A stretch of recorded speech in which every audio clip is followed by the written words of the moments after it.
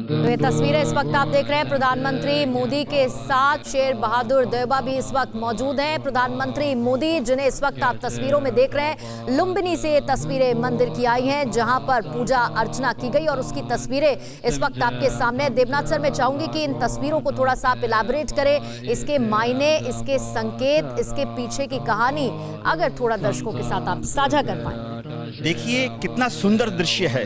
Hinduism और Buddhism हजारों साल से साथ साथ चले हैं। दोनों ही धर्म में कहा गया है कि धर्म का उद्देश्य मानवता की भलाई है।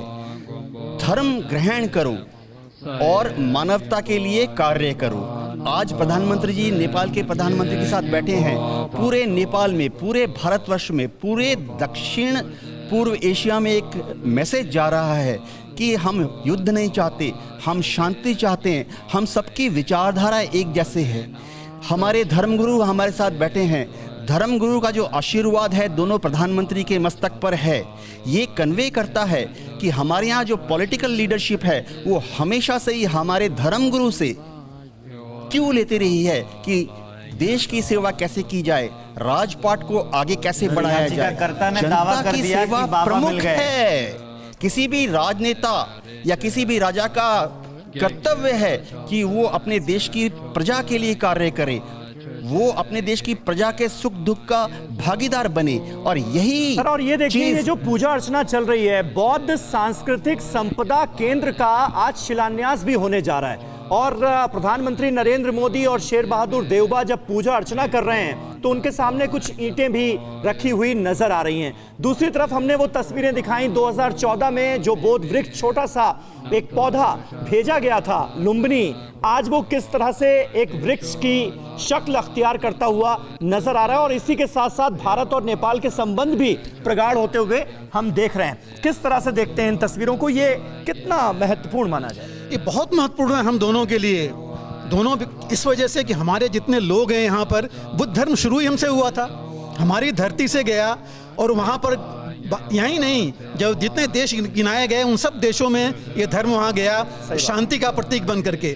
और यही नहीं, एक नहीं, उसने ये भी बोला कि अपने आप के इंडिविजुअल से लेकर के कलेक्टिव शांति के लिए। तो ये दोनों चीज़ें बहुत दर्शाती हैं इस समय हमें कि हमें इस जो इनकी राइटिंग्स हैं, जो शिक्षा है, उनको लेके चलेंगे तो हमारा कितना ज़्यादा हमारा विकास होगा, मानसिक, शारीरिक और आर्थिक हर मोर्चे पर हम आगे बढ़ेंगे। इनको देख, इनके जो बताई गई चीज़ें हैं इन धर्मों में, उनको आगे बढ़ करके, उनको अडॉप्ट करके, उनको आगे ले करके। और देखिए कितना जबरदस्त कंट्रास्ट नजर आ रहा है कोचर साहब। अभी हम रूस और यूक्रेन के बीच जंग की खबरें दिखा रहे थे, किस तरह से रूस की मिसाइलें गिर रही हैं यूक्रेन के तमाम शहरों में, वो दिखा रहे थे। और अचानक से ये तस्वीरें आई जिन्हें देखने से एक तरह का सुकून जो है वो हासिल हो रहा होगा तमाम लोगों को। यही संदेश, बुद्ध का यही संदेश, शांति का संदेश ही तो भारत दे रहा है रूस और यूक्रेन जैसे तमाम मुल्कों को भी कि युद्ध किसी भी मसले का समाधान नहीं है। शांति से, बातचीत के जरिए बैठकर इस मसले का हल ढूंढने की कोशिश की जाए। देखिए, ये सॉफ्ट पावर का सबसे अच्छा एग्जाम्पल है जो हम अभी आपके स्क्रीन पे देख रहे हैं। और ये मैसेज पूरे यूनिवर्स को जा रहा है। और आपको मैं याद दिलाऊं, 1974 में जब हमने अपना पहला न्यूक्लियर पोखरण से किया था, उस ऑपरेशन का नाम था स्माइलिंग बुद्धा। और आप इसको मैसेज है ये पूरे वर्ल्ड के लिए, इसको बुद्ध को लेके। और आज हम इसको देख रहे हैं कि इसको बुद्ध आश्रम में, उसके मंदिर में, वहाँ जाके हमारे प्राइम मिनिस्टर मिल रहे हैं उनकी टॉप लीडरशिप से। ये एक पूरा मैसेज वर्ल्ड को जा रहा है। सर, आपने संदेश का जिक्र किया राठौर सर, ये आज प्रधानमंत्री वैसे तो नेपाल में मौजूद हैं और शांति का संदेश वहाँ से देने की कोशिश की जा रही है, लेकिन अगर मैं ये कहूँ कि प्रधानमंत्री मोदी सिर्फ आज नेपाल में मौजूद नहीं है बल्कि 12 देशों में मौजूद हैं जहां पर बुद्ध के अनुयायी हैं, जहां पर बुद्ध को माना जाता है, जहां पर बुद्ध जो कहते थे, जो सोचते थे, उन मार्ग पर चला जाता है। तो क्या ये सही होगा? ये बात सही है। बौद्ध धर्म के मतावलंबी पूरी दुनिया में है और खासकर 12 मुल्कों में है। और इसीलिए भारत भी बौद्ध टूरिज्म के सर्किट में आता है।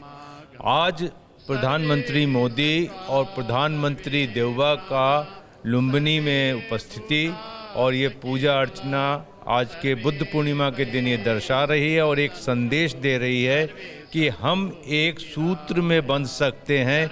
ये हमारा एक कॉमन हेरिटेज बॉन्ड है जिसके साथ हम बन सकते हैं। खास करके दक्षिण एशिया और दक्षिण पूर्व एशिया के सारे मुल्कों के लिए ये संदेश बखूबी जा रहा है। अच्छा, एक बड़ा महत्वपूर्ण बात यहाँ पर जनरल कोचर भी कहते हुए एक बड़ी अहम बात, वो कह रहे हैं कि आप देखिए कितनी अहम बात है। हम भगवान बुद्ध की जयंती के दिन ये बात कर रहे हैं, जब भारत ने पोखरण में अपना परमाणु परीक्षण किया था तो उस ऑपरेशन का नाम था स्माइलिंग बुद्धा, यानी शांति के लिए। भारत अपने हथियारों का, अपनी ताकत का इस्तेमाल विश्व में शांति के लिए करता है, ना कि किसी दूसरे देश पर अटैक के लिए। क्या यही आज संदेश जब भारत के प्रधानमंत्री नेपाल में हैं, बुद्ध पूर्णिमा के दिन जनरल कोचर दे रहे होंगे, और वो भी तब जब दुनिया के एक बड़े हिस्से में वॉर छिड़ी हुई है और कब कौन से हिस्से इस वॉर की चपेट में आ जाए कोई नहीं जानता। बहुत अच्छी बात आपने की। एक उदाहरण है आज भारत पूरे विश्व में एक अपना उदाहरण दे रहा है कि वो एक शांति चाहता है और एक रोल प्ले करना चाहते हैं इस शांति में। इसीलिए आज वो नेपाल में है और हमारे जो प्राइम मिनिस्टर हैं वो एक संदेश वहाँ से दे रहे हैं।